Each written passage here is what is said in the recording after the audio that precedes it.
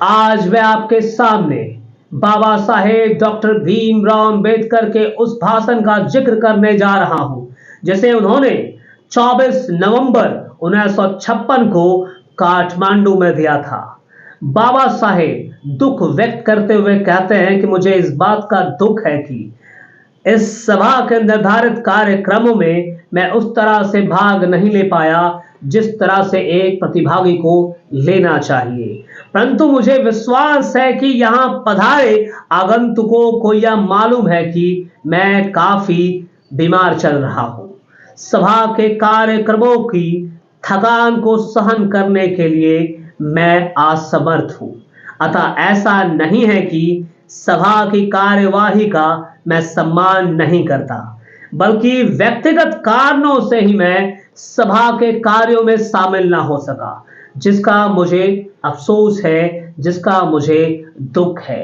बाबा साहेब आगे इस भाषण को जारी रखते हुए कहते हैं कि सभा में अपनी अनुपस्थिति की प्रतिपूर्ति में ही संभवतः आज पूर्वाह्न में आपको संबोधित करने का अवसर दिया गया।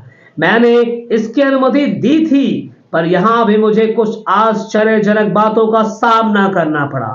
ठीक से मालूम ना था कि मुझे यहां बोलना है। जब मुझसे पूछा गया कि मैं किस विषय पर बोलूंगा, तो मैंने बुद्ध धम्म में अहिंसा का विषय चुना। लेकिन मुझे विश्वास हो रहा है कि यहाँ उपस्थित अधिकांश लोग बुद्ध धम्म और साम्यवाद विषय पर मेरे विचार सुनना चाहते हैं।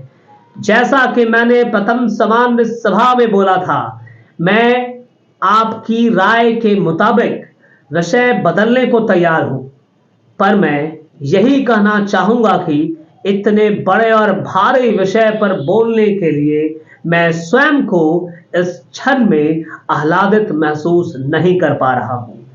यह ऐसा विषय है जिसने आधी दुनिया को निगल रखा है। यहां तक कि बौद्ध देशों के छात्र भी इससे प्रभावित हैं। इस विषय का यह दूसरा पक्ष ज्यादा चिंताजनक है। यदि बौद्ध देशों की नई पीढ़ी यह नहीं समझ पाएगी साम्यवादी जीवन शैली की तुलना में बुद्धवाद बुद्ध जीवन शैली अधिक बेहतर है, तो समझ लो कि बौद्ध धर्म का भविष्य अंधकार में है। यह एक दो पीढ़ी से आगे ना चल पाएगी। इसलिए यह नितांत आवश्यक है कि बौद्ध लोग नई पीढ़ी को जीवित रखने का प्रयास करें और बौद्ध दर्शन को साम्यवाद से बेहतर विकल्प समझें। तभी बौद्ध धर्म के जीवित रहने की आशा की जा सकती है। हमें याद रखना होगा कि यूरोपीय देशों के अधिकांश लोगों और एशिया की नई पीढ़ी द्वारा कार्ल मार्क्स को एक मसीहा के रूप में पूजा जाता है। वे यह भी मानते हैं कि बौद्ध भिक्षु संघ अधिकांश रूप में मात्र पीत रोग ही बनकर रह गए हैं। भिक्षुओं को इस बात समझनी चाहिए कि इसे चुनौती की तरह स्वीकारना होगा। अतः अपने अंदर कुछ ऐसे सुधार करने चाहिए जिससे कि वे कार्ल मार्क्स के तुलना में श्रेष्ठ दिखाई दे और साम्यवाद के बेहतर प्रति योग्य सिद्ध हो सके। इस परिचय के बाद मैं आपको बुद्ध धर्म और साम्यवाद के प्रमुख बिंदुओं के बारे में समझाऊंगा, ताकि आप समझ सके कि उनके सिद्धांतों में क्या समानताएं और असमानताएं हैं। इसके अलावा बौद्ध जीवन दर्शन ज्यादा अस्थायी है या कम्युनिस्ट जीवन शैली, मैं इस विषय पर भी बात करना चाहूंगा। यदि कोई राह मंजिल तक नहीं जाती तो उस पर चलने का कोई फायदा नहीं। यदि कोई रास्ता जंगल में जाता हो, अव्यवस्था की ओर जाता हो, तो उस पर चलने का भी कोई लाभ नहीं है।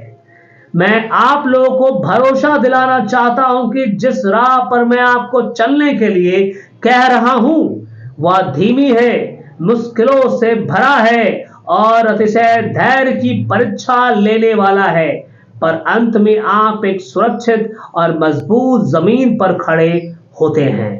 जो आदर्श आप ग्रहण करने जा रहे हैं उससे आपके जीवन में एक अस्थाई परिवर्तन आ जाएगा। मेरे विचार से धीमी और मुश्किल राह शॉर्टकट की दौड़ से बेहतर है। शॉर्टकट हमेशा खतरनाक होता है।